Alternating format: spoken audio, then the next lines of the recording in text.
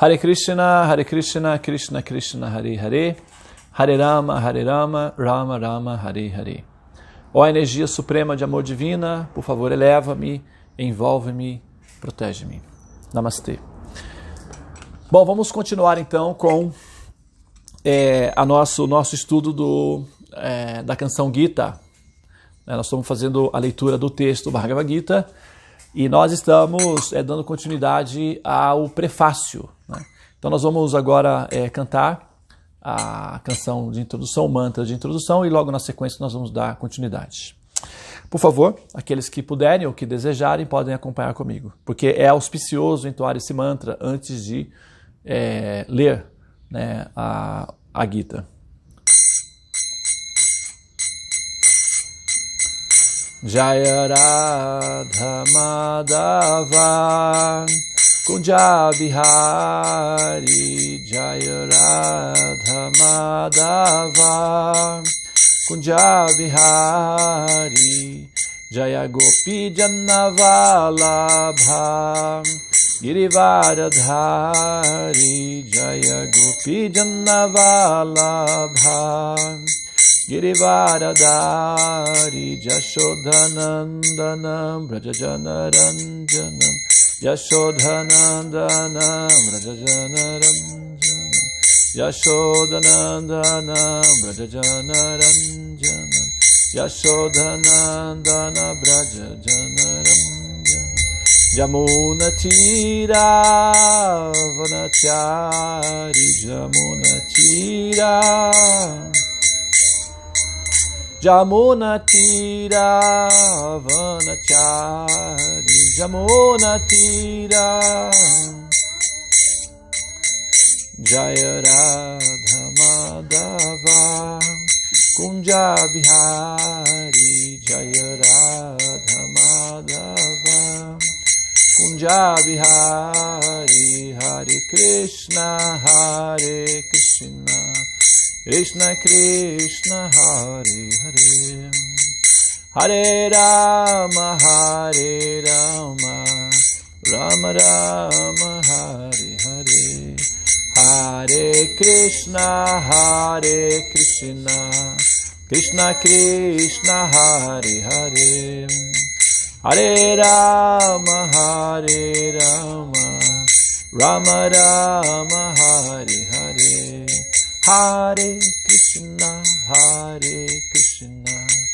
Krishna Krishna Hare Hare, Hare Rama Rama Rama Hare Hare,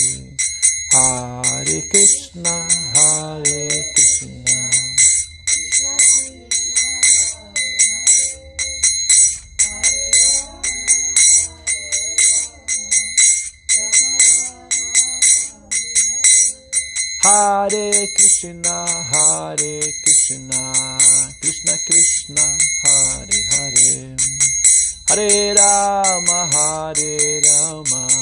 Rama Rama Hare Hare, Hare Krishna Krishna Krishna Hare Hare, Hare Rama Rama Rama Hare Hare. Jaya Prabhupada, Prabhupada, Srila Prabhupada,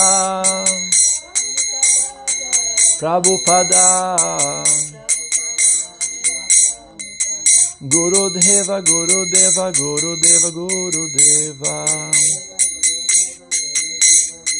Prabhupada.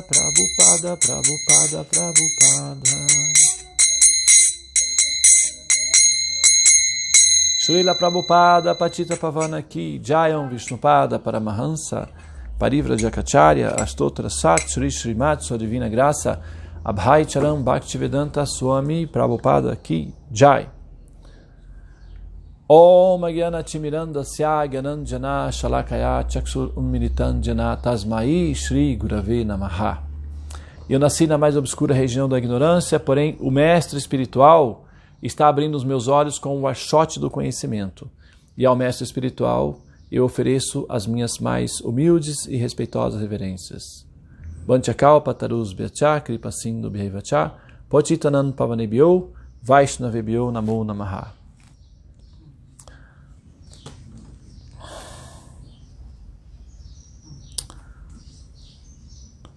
Om namo bhagavate vasudevaya. Om namo bhagavate vasudevaya. Om namo bhagavate vasudevaya. Om namo bhagavate vasudevaya. Om namo bhagavate vasudevaya. Bhagavate vasudevaya. Então, lendo o Srimad Bhagavad Gita, a canção Gita, nós estamos continuando, não é, com a leitura do prefácio. Bhagavad Gita, o Bhagavad Gita como ele é. Como ele é. Né? Muito bem. Eu vou voltar aqui, né, um pedacinho aqui. Geralmente, os assim chamados acadêmicos, políticos, né? Aliás, esta posição absoluta de Krishna é difícil de se compreender para qualquer pessoa que não seja um devoto de Krishna no sistema Parampara, que é a sucessão discipular. Geralmente, os assim chamados acadêmicos, né? Assim chamados acadêmicos, políticos, filósofos e swamis, sem conhecimento perfeito de Krishna, tentam banir ou matar Krishna quando escrevem comentários sobre o Bhagavad Gita. Tais comentários não autorizados sobre o Bhagavad Gita são conhecidos como Mayavadi Bhasya. Mayavadi Bhasya. E o Senhor Chaitanya nos advertiu sobre estes homens não autorizados. O Senhor Chaitanya diz claramente que qualquer pessoa que tentar compreender o Bhagavad Gita do ponto de vista Mayavadi cometerá uma grande asneira. Uma grande asneira.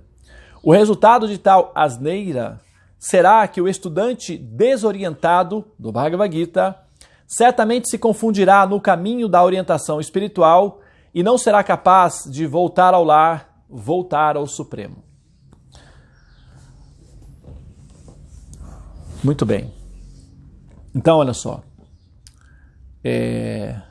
Aqui tem algumas palavras que eu vou, né, contextualizar. Swami, Mayavadi Bhasya.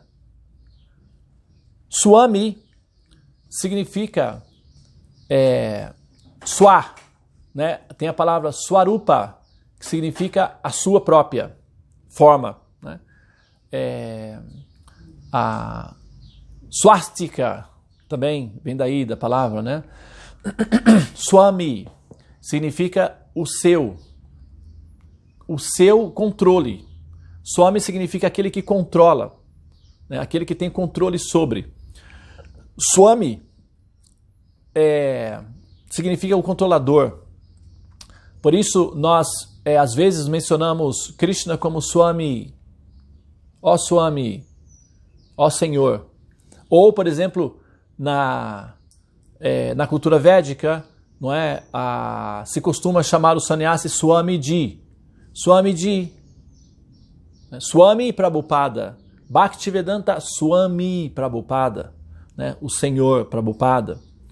O mestre. Agora, também tem a palavra Goswami. Goswami significa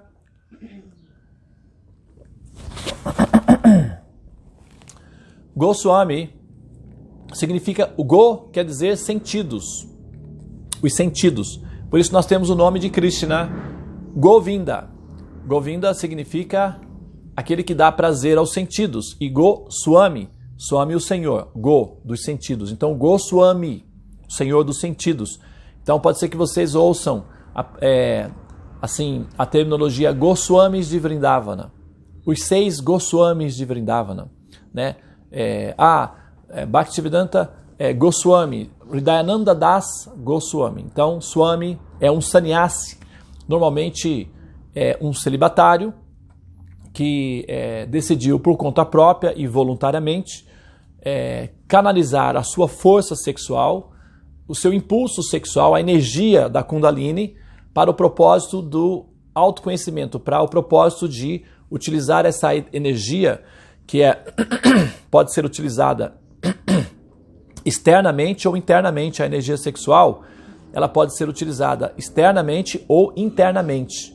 Externamente é quando essa energia sexual ela é utilizada para a satisfação dos sentidos e eventualmente a produção, não é, de filhos, né? O resultado do desfrute sexual é que acaba aparecendo os filhos, e os filhos então acabam se tornando fonte de satisfação, felicidade, alegria e terapia, né?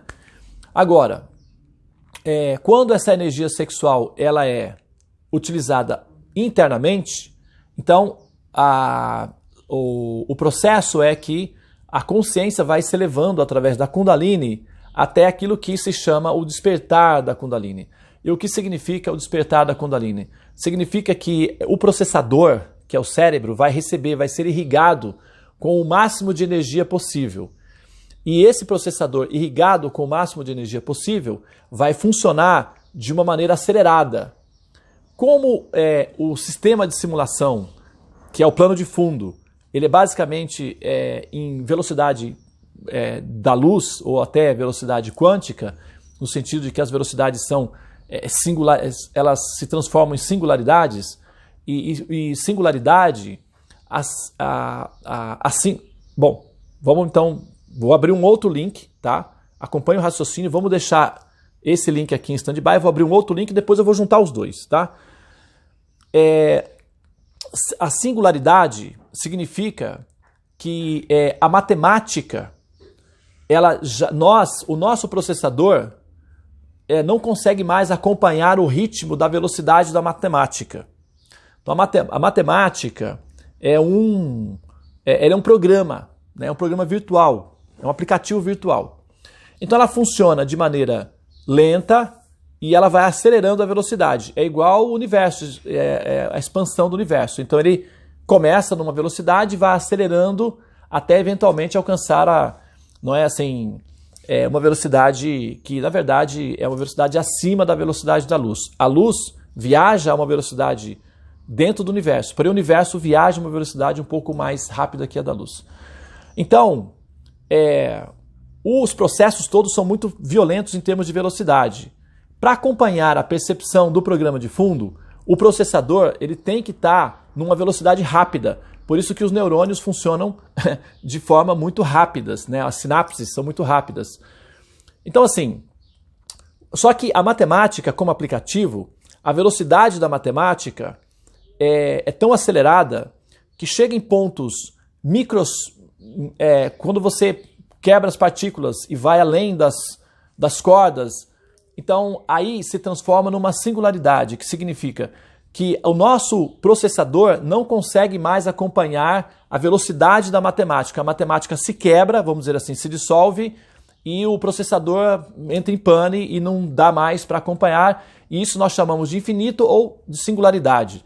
Então, infinito ou singularidade são adjetivos para dizer que o nosso processador pifou, ou seja, não aguenta mais o movimento. Então, chamamos isso elegantemente de singularidade ou de infinito, que é outra forma de dizer que o processador não aguenta mais. Deu o que tinha que dar, né? Então, isso é a singularidade. Agora, que o processador é o cérebro, o sistema operacional do cérebro por sinapses e interações químicas neurológicas, né? Então, veja bem, como o universo ele funciona tanto no nível do micro, ele chega numa singularidade, como você também vai para o macro, isso acaba numa singularidade. Então, o que acontece? O plano de fundo, o programa de fundo, ele é rápido, ele é veloz. Então, quanto mais rápido o nosso processador funcionar, mais fácil para nós entendermos a situação da realidade que é uma ilusão, que é o que nós chamamos de Maya. Ok? Então, o sistema védico, já sabendo disso, previamente, prepara o estudante ou o aprendiz, o buscador, para melhorar a funcionalidade do processador. que é o equivalente de baixar aplicativos de limpeza, ser mais rápido, que é o que nós fazemos com os equipamentos, né, celulares e computadores. A gente reformata ele, coloca aplicativos para optimizar a energia, para ser mais rápido, etc.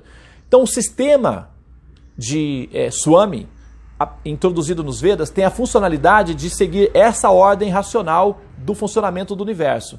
Então eles são convidados a serem estudantes focados e por isso eles são chamados Swamis. Isso significa o quê? Que a energia sexual que anteriormente era aplicada externamente para a satisfação dos sentidos, que basicamente funciona porque os sentidos eles são mecânicos, portanto eles funcionam através da mecânica da mecânica, não é? Então não é muito rápido, ele é lento, não é? O prazer dos sentidos pode ser medido mecanicamente por equipamentos, então funciona na tridimensão, portanto é uma física mecânica, vamos chamar, né, newtoniana. Agora, tem certas funcionalidades que fogem da mecânica, dos sentidos, e aí já é onde entra aquilo que nós chamamos de percepção espiritual, a glândula pineal, o despertar da glândula pineal, o despertar da Kundalini, que é o que permite o buscador ter uma percepção do funcionamento da ilusão, não no seu movimento tridimensional lento, quase parado, que é o que nos ilude e faz parecer que isso tudo é real, mas olhar o programa na sua funcionalidade de plano de fundo, observando como é que a ilusão está atuando e agindo sobre as entidades vivas, mantendo-as aprisionadas no ciclo de nascimentos e mortes. Então, quando o estudante consegue utilizar essa energia sexual para esse processo de irrigar o sistema neurológico com energia e acelerar o processador, então ele consegue ver a ilusão, não é? E foi o que aconteceu com Buda quando ele se iluminou. O que ele fez? Ele viu a Maya, ele viu a ilusão. Isso é o despertar da Kundalini. Basicamente o processo, quando uma pessoa se torna um Swami dentro da cultura védica, do conhecimento, dentro das práticas de sadhana, de exercícios disciplinatórios, que permite com que uma pessoa alcance a fase de Swami, todo o processo sutil que eu estou falando, que eu estou mencionando aqui, já está embutido no pacote. Então o Swami, ele nem precisa necessariamente entender de física quântica, entender como é que funciona o mecanismo das velocidades universais, ele não precisa ter essa percepção em detalhes, mas o simples fato de ele estar praticando o celibato, o controle dos sentidos e a canalização da energia, da inteligência para o estudo dos Shastras, já inclui no pacote essa percepção, mesmo que ele não perceba, a percepção está embutida. Então o que vai acontecer? Ele vai se iluminar, mesmo que ele não tenha compreensão dos métodos, do mecanismo pragmático de como é que funciona a coisa online, vamos dizer assim, né? Então o sistema védico, ele tem a funcionalidade de oferecer ao praticante o resultado final do conhecimento, mesmo que ele não entenda o que está acontecendo nos detalhes, né? É como, por exemplo, você está com sede, né? Muita sede, você toma água. O organismo todo vai estar adaptado a dar prazer e satisfação, mesmo que a pessoa não tenha entendimento físico ou biológico de como é que isso está se dando. A água está descendo, irrigando as células, o cérebro está obtendo satisfação, todo o corpo está satisfeito. Simplesmente a pessoa bebe a água e se sente satisfeita, né? Ela não precisa conhecer o mecanismo todo para que o mecanismo funcione. Ou como a gente abre um celular, né? Nós tocamos nas teclas e tudo funciona maravilhosamente bem. Só que a gente não sabe como é que tudo aquilo funciona nos softwares. Porém, a coisa está funcionando. Então, basicamente, o conhecimento védico também leva em consideração o fato de que os buscadores ou os aprendizes talvez não tenham o conhecimento técnico do programa. Porém, o programa vai funcionar mesmo sem o conhecimento técnico. Agora, se o estudante tem o conhecimento técnico de como é que está funcionando o mecanismo da ilusão, ao mesmo tempo em que ele está praticando o autocontrole, então o processo é muito mais rápido e normalmente essas pessoas se tornam orientadoras dos buscadores. Então elas se tornam mestres dos mestres. Isso chama-se Prabhupada.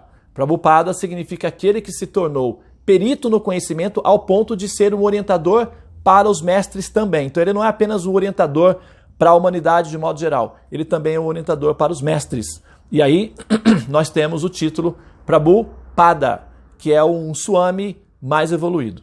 Tá? Então é mais ou menos isso daí, só para contextualizar. Agora, é outra palavra que é usado aqui, né? Chaitanya, nós vamos falar sobre Chaitanya Mahaprabhu mais à frente. Nós estamos nos preparando para falar sobre Chaitanya Mahaprabhu.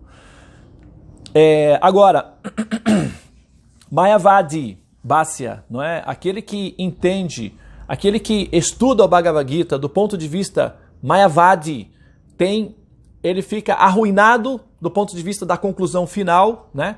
E ele acaba não voltando ao lar, não voltando ao Supremo. Então eu vou, né, assim, mencionar isso daí agora.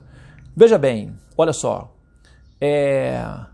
A palavra Maya significa ilusão, né? Ou, se você preferir, você pode chamar isso de simulação de realidade, né? Então, o que acontece? Vadi, ou Vada, é como se fosse, assim, o humor, é como se fosse o caminho, né? Ou a conclusão, alguma coisa, um sinônimo nesse sentido. Então, Mayavadi significa o caminho da ilusão, ou a visão da ilusão. E Bhāsya é o comentário, né? Como tem Govinda Bhāsya, né? E Mayavadi Bhāsya significa o comentário, como é o comentário da ilusão. Mayavadi. Então, os pensadores que, utilizando-se da inteligência e da observação, chegam à conclusão de que a verdade absoluta só pode ser, se houver uma verdade absoluta, só pode ser uma luz amorfa, sem forma. Então essa conclusão final da investigação de Deus chama-se conclusão Mayavadi, ou o impersonalismo.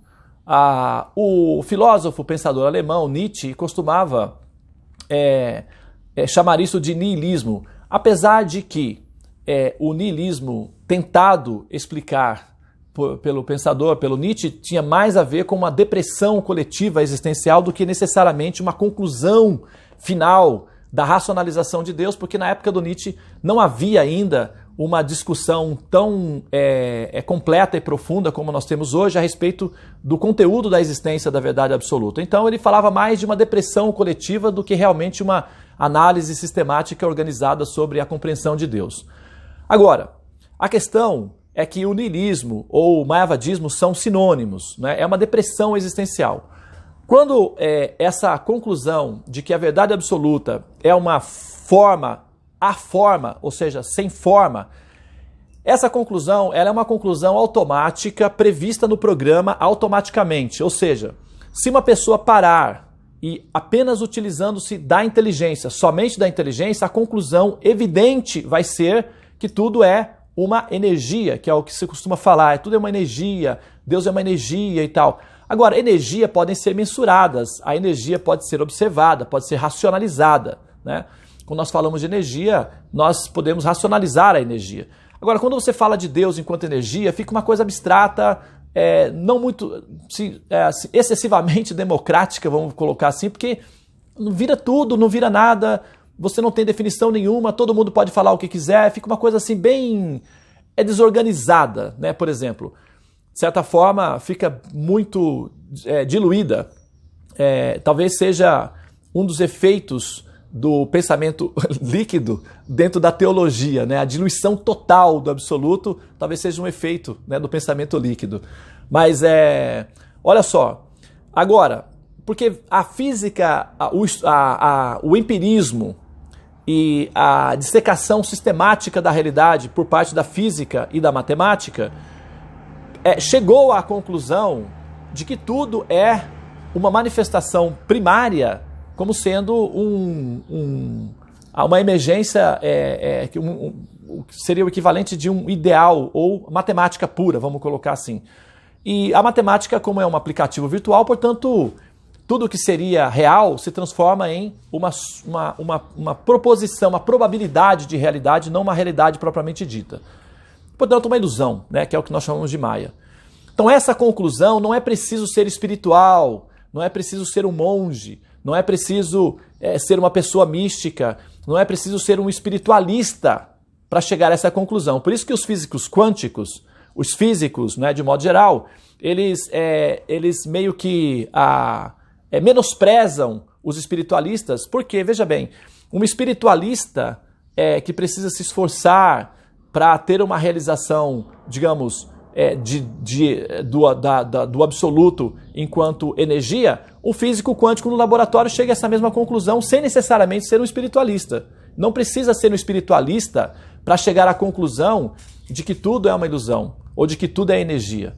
Não precisa ser um pensador, um meditador, não precisa ser um monge budista, não é necessário praticar meditação, austeridade para chegar a essa conclusão. Hoje você pode pegar livros e estudar, ou então tornar-se um físico ou um matemático assim, com uma certa precisão de atualidade, e o resultado final vai ser a mesma conclusão. Então veja que tanto o pensador racionalista, o empirista, o científico, o pensamento científico na sua investigação de dissecação de realidade, quanto um monge budista ou um monge mayavadi ou um yogi meditando, percebendo a realidade, vão chegar à mesma conclusão.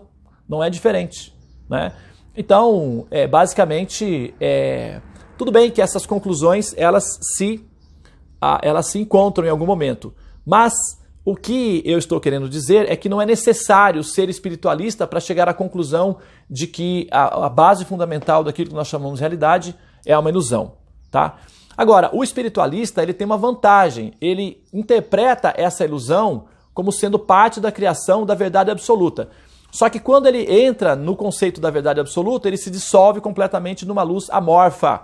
E essa conclusão é o que nós chamamos é o que é descrito nos Vedas de o caminho Mayavada, ou o caminho que leva à perdição. Porque quando você se dissolve numa luz, meio que fica meio assim, sem personalidade, sem características pessoais. Então, fica meio, né, assim, vamos dizer, né, dissolvido, ok? Durante a interpretação, durante a leitura, durante o estudo, né, do texto, nós vamos fazer uma comparação entre essa conclusão e a conclusão Bhakti, que na verdade é uma conclusão que depende de drivers, não é? De aplicativos adicionais que permita à inteligência superar a densa floresta da luz. A luz é muito grande, é muito vasta. Superar essa luz é como superar um oceano. Então você não consegue superar um oceano nadando. Você não consegue superar um oceano com um barquinho. É preciso superar o oceano com um avião ou com um barco adequado. Então esse barco adequado ou esse avião, né, que seria o mecanismo que permitiria que a pessoa, o buscador, supere a ideia básica de Deus enquanto luz, chama-se Bhakti.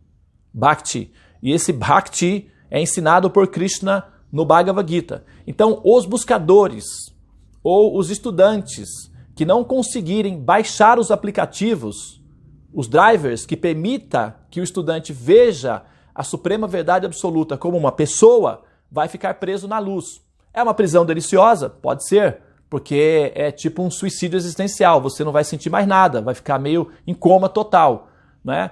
Então, vai ficar elas por elas, de certa forma. Não vai haver uma eliminação. Agora, se o estudante pegar o aplicativo e experimentar a percepção da verdade absoluta enquanto pessoa, daí pode haver relacionamentos, pode haver sabor, pode haver sensações de amor, e isso não significa que ocorre sofrimentos. Porque a relação que a alma pode ter com a verdade absoluta do ponto de vista pessoal é Ananda. Por isso se diz Sat, Chit e Ananda. Ananda significa bem-aventurança, né? E o Brahman impessoal é um Brahmananda, é um oceano de bem-aventurança. Então a pessoa fica lá em coma e em êxtase ao mesmo tempo. Mas não há variedade, não há movimento, não há interação pessoal. E a variedade, movimentos e interação pessoal também pode ser assim percebido com os drivers que são aplicados para ir além dessa luz. E esses drivers chamam-se Bhakti, que é o que nós vamos tentar colocar aqui durante o processo da interpretação do texto Bhagavad Gita. Tá bem? Para finalizar, Prabhupada comenta aqui o seguinte.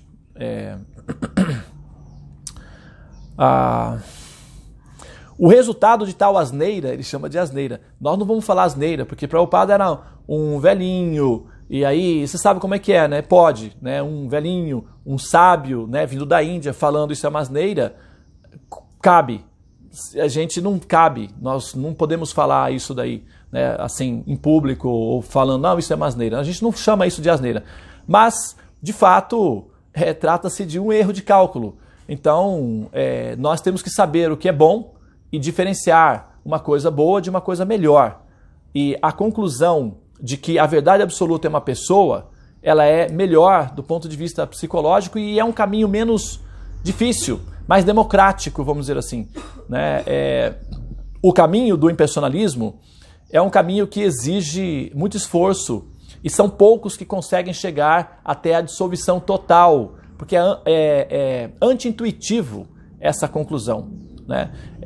Krishna diz no Bhagavad Gita que tanto o impersonalista quanto o devoto chegam a ele, só que o impersonalista chega a ele no aspecto de luz e o devoto chega a ele pessoalmente. E o caminho do impersonalismo é difícil e o caminho de Bhakti é alegre e é fácil de praticar. É como pegar no nariz, né? Tem duas formas de pegar no nariz. Não sei se vocês sabiam disso. Tem duas maneiras de pegar no nariz? Você sabia disso, Chintamani? Então, vou mostrar para vocês as duas formas de pegar no nariz. Ó, uma é assim, correto? A outra é assim, ó. Pega, não pega? Acaba pegando, mas olha o esforço que dá, que tem que fazer para pegar. É mais ou menos a relação entre impersonalismo e o personalismo. O personalismo é mais simples, é mais intuitivo, é mais natural, porque faz parte da alma. E o impersonalismo é um malabarismo que você tem que fazer muito longo para chegar até ali, tá? É mais ou menos, essa é assim seria a comparação aí que está sendo oferecida. Agora, quando o Prabhupada coloca aqui, voltar ao lar, voltar ao Supremo. Então muitas pessoas partem do princípio de que essa afirmação necessariamente quer dizer que a alma originalmente esteve no reino de Deus, saiu do reino de Deus e agora tem que voltar para o reino de Deus. Teoricamente, essa colocação aparentemente diz isso, né? E essa colocação não está apenas nos lábios de lótus de Srila Prabhupada. Você pode encontrar essa afirmação no cristianismo, no budismo, até mesmo, de certa forma, no budismo também está aí presente, né? Como voltar ao nirvana, fundir-se ao nada, né? Que teoricamente a consciência se fragmentou, saiu do nada e deve voltar para o nada. Né? Entrou na ilusão e deve voltar para o nada. Então essa ideia de voltar ao Supremo, de retornar, ela está presente em todas as teologias do planeta. Em todos os compêndios teológicos vai estar presente o seguinte: parte-se do princípio de que essa afirmação quer dizer isso, que em determinado momento a centelha ou a alma saiu de um local e agora deve voltar para aquele local original. Não necessariamente. Não é? E o teorema, aliás, eu não mencionei sobre isso ainda, a gente vai falar sobre uma explicação da ilusão, que é o teorema de sonhos, que a explicação da ilusão, ou Maya, prevê o seguinte, que a centelha, como se trata de uma simulação de realidade, o universo é uma simulação de realidade, por ser uma simulação de realidade, não é real, objetivamente falando, não é tangível. Então, a possibilidade de nós estarmos aqui, de fato, só pode ser entendida a partir de um mecanismo de simulação, ou seja, a alma estaria fora da simulação, imaginando estar dentro da simulação, que é o que nós fazemos quando colocamos um óculos de realidade virtual. Nós entramos na simulação, porém não estamos na simulação. Essa fórmula aplicada por Sri Chaitanya Mahaprabhu, Atintya Abheda Tattva, está e não está ao mesmo tempo, como num sonho. Quando você sonha, né, você fecha os olhos, você está no Brasil e sonha que está no Egito, você vai ao Egito. E quando você desperta, você volta do Egito. E você desperta onde? Na sua cama, onde você não saiu. Então, voltar ao lar, voltar ao Supremo, de acordo com essa observação, não indica necessariamente que a alma tenha saído do reino de Deus. Porque se o universo é uma simulação, como é que nós podemos entrar numa simulação? Só pode ser através de sistema de simulação. Portanto, a alma não sai do reino de Deus. ela imagina, ela vai ao reino de Deus, ela vai à ilusão por simulação. Então ela é hipnotizada por um programa chamado Mahamaya, que a convence a acreditar que ela está presa ali naquela ilusão e ela permanece ali no ciclo de nascimentos e mortes, trocando de personagens que são vapores matemáticos constantemente. E isso chama-se vidas, né? Muitas vidas, né? Nascimento, reencarnação, que é o que o pessoal costuma chamar dessas formas, né? Porém, aqui eu já vou deixando claro, porque nós vamos falar sobre esse assunto muito daqui para frente. Ah, mas Prabhupada fala voltar ao lar, voltar ao Supremo, quer dizer então que a alma saiu. Não necessariamente. Se você pegar a observação que se faz com a interação com simulações de realidade e o programa dos sonhos, você vai ver que é completamente compatível retornar a um local de onde você nunca saiu. Isso é um paradoxo e o buscador que não entender esse paradoxo simplesmente não consegue passar de fase, vai ficar evidentemente preso na primeira fase, não tem como resolver esse assunto, a não ser que o próprio aluno entenda o paradoxo, mas a explicação vai continuar. Se o aluno acompanhar o paradoxo e acompanhar a próxima fase, ele continua. Senão ele fica preso no paradoxo. Possivelmente essa prisão paradoxal vai obrigá-lo a nascer novamente na forma humana, que é uma forma de carbono, se dissolve em 70 anos, é desconfortável e dá a sensação deprimente de que se está morrendo. Portanto, vamos atualizar o processo de entendimento para a gente já aproveitar essa oportunidade e eliminar esse programa de ficar nascendo e morrendo, porque realmente é desagradável. Ok?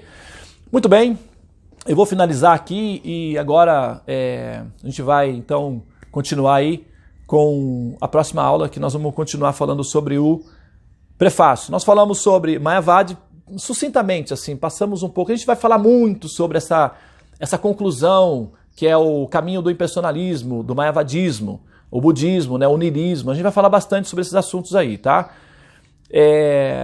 Falamos sobre o conceito de Swami, qual é a funcionalidade, e falamos sobre como pegar no nariz. Tem duas formas, né? Que é o sistema Mayavadi e o sistema de Bhakti, voltar ao lar, voltar ao Supremo, ok? Desculpa a brincadeira, mas é melhor de vez em quando rir para não chorar, porque quando a gente observa a esmagadora pressão que a ilusão exerce sobre as pessoas, não sei se vocês sabem disso, mas atualmente o índice de suicídio tem chamado a atenção das autoridades mundiais, porque é muita gente cometendo suicídios. E por que se comete suicídios? Por que se chega a esse desespero? Existe uma pressão que leva a pessoa a esse desespero existencial. E essa pressão é o medo da existência, é a ignorância, é a falta de compreensão do que está acontecendo. É como um jogador que se vê numa situação de irritação ao jogar o jogo e quebra o equipamento, não é? Para com isso resolver o problema. Então, basicamente, quebrar o equipamento, ou quebrar o corpo, ou destruir o corpo, é uma tentativa de equacionar o jogo. Mas será que funciona? A gente vai falar sobre isso daí muitas vezes, tá? Mas a questão é a seguinte: tem muita gente pressionada pela ilusão, entrando em desespero, e a depressão é um sintoma prévio desse desespero, e essa ilusão, essa pressão é baseada na ignorância da existência. E o Bhagavad Gita, ou conhecimento acerca da Suprema Personalidade de Deus, é luz. Onde há luz, não há escuridão. Onde não há escuridão, há luz. Onde há luz, há compreensão e, portanto, o medo desaparece. Uma criança que está no escuro sente medo. Acendeu a luz, o medo diminui. Então, vamos acender uma luz aí que é a compreensão da Suprema Personalidade de Deus, Sri Krishna, e certamente o resultado vai ser bem diferente, ok? Muito obrigado pela atenção. Hare Krishna, Krishna Krishna, Hare Hare, Hare Rama, Rama Rama, Hare Hare. Ó energia suprema de amor divina, eleva-me, envolve-me, protege-me. Hari Bol.